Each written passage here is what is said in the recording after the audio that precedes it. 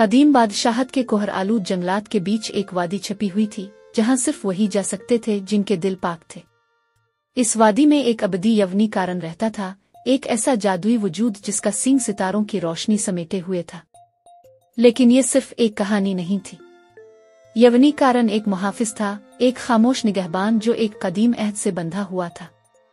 صدیوں پہلے اس نے قسم کھائی تھی کہ جب بادشاہت پر سب سے بڑی آفت آئے گی تب وہ اس کی حفاظت کرے گا۔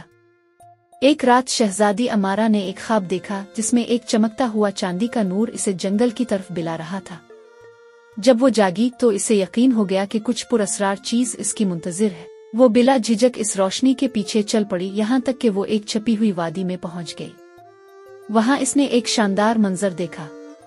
ایک عظیم الشان یونی کارن کھڑا تھا جس کا سینگ شام کے رنگوں میں چمک رہا تھا، مگر وہ اکیلا نہیں تھا۔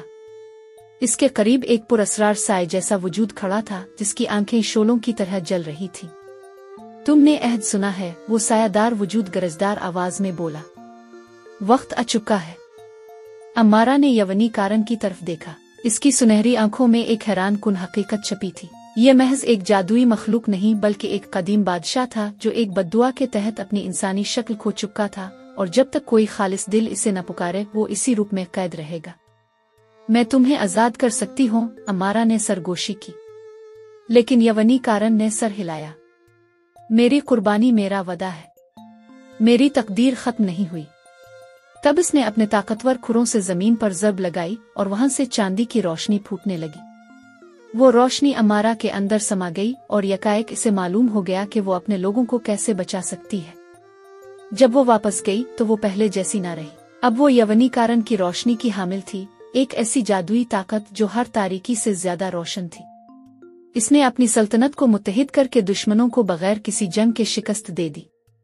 لیکن جب وہ دوبارہ وادی میں گئی تو یونی کارن غائب تھا۔ صرف ایک ہلکی سی ہوا کہ جھونکے نے اس کے رخسار کو چھوا جیسے کوئی سرگوشی کر رہا ہو، میں ہمیشہ تمہاری حفاظت کرتا رہوں گا۔ اور یوں ابدی یونی کارن کی کہانی ہمیشہ کے لیے ایک زندہ روایت بن گئی، ایک محافظ، ایک بادشاہ اور ایک وعدہ جو کبھی نہیں ٹوٹا۔